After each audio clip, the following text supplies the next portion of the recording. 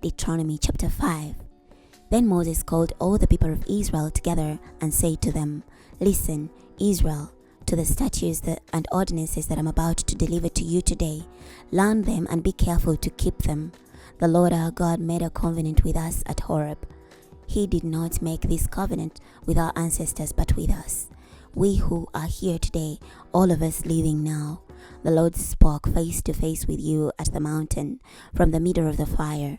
I was standing between the Lord and you at that time to reveal to you the message of the Lord, because you were afraid of the fire and would not go up the mountain. He said, I am the Lord your God, he who brought you from the land of Egypt, from the place of slavery. You must not have any other gods besides me.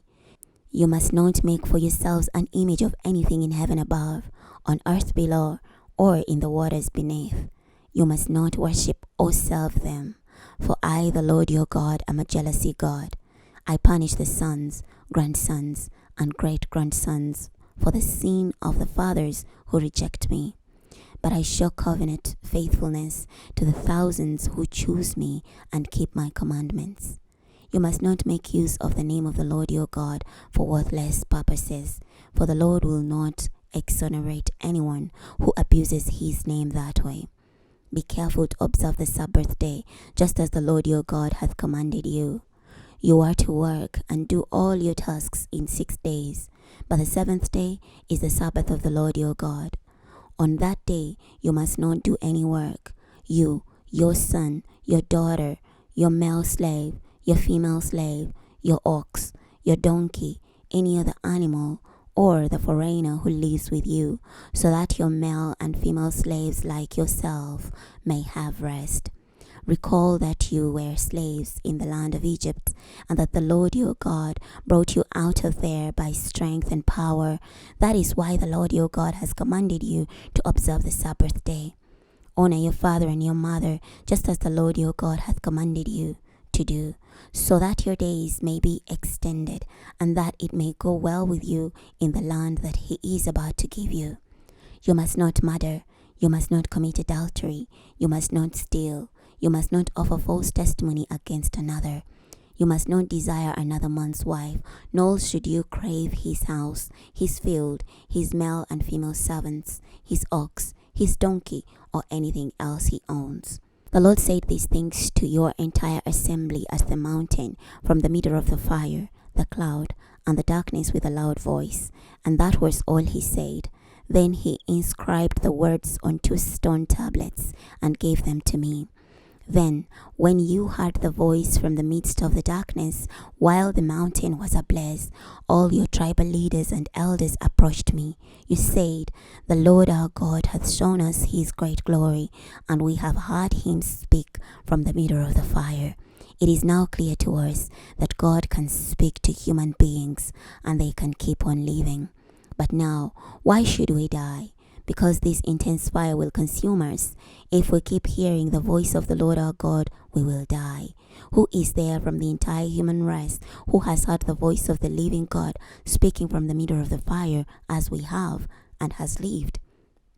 You go near so that you can hear everything the Lord our God is saying, and then you can tell us whatever he says to you. Then we will pay attention and do it. When the Lord heard you speaking to me, he said to me, I have heard what these people have said to you. They have spoken well. If only it would really be their desire to fear me and obey all my commandments in the future, so that it may go well with them and their descendants forever. Go and tell them, return to your tents.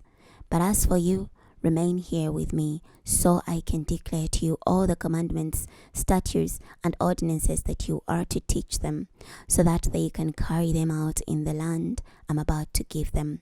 Be careful, therefore, to do exactly what the Lord your God hath commanded you. Do not turn right or left. Walk just as he has commanded you, so that you may live, that it may go well with you, and that you may live long in the land you are going to possess. Chapter 6. Now these are the commandments, statutes and ordinances that the Lord your God instructed me to teach you, so that you may carry them out in the land where you headed, and that you may revere the Lord your God, that you will keep all his statutes and commandments that I am giving you, your children and your grandchildren, all your lives, to prolong your days. Pay attention, Israel, and be careful to do this, so that it may go well with you, and that you may increase greatly in number, as the Lord God of your ancestors said to you. You will have a land flowing with milk and honey. Listen, Israel, the Lord is our God. The Lord is one. You must love the Lord your God with your whole mind, your whole being, and all your strength.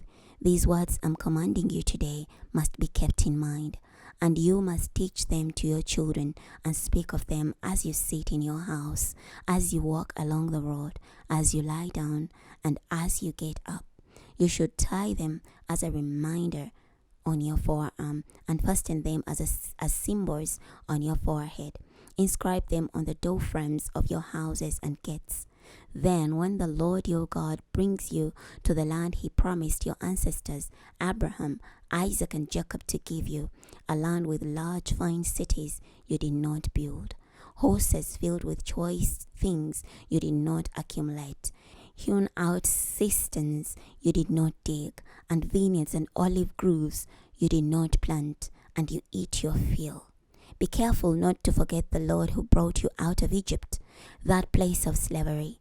You must revere the Lord your God. Serve him and take oath using only his name. You must not go after other gods, those of the surrounding people. For the Lord your God, who is present among you, is a jealousy God, and his anger will erupt against you and remove you from the land. You must not put the Lord your God to the test, as you did at Massa. Keep his commandments very carefully, as well as the stipulations and statutes he commanded you to observe.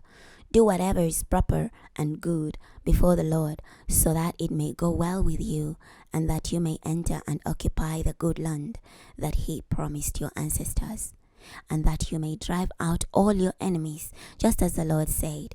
When your children ask you later on, what are the stipulations, statutes, and ordinances that the Lord our God commanded you, you must say to them, we were Pharaoh's slaves in Egypt, but the Lord brought us out of Egypt in a powerful way, and he brought signs and great, devastating wonders on Egypt, on Pharaoh, and on his whole family before our very eyes.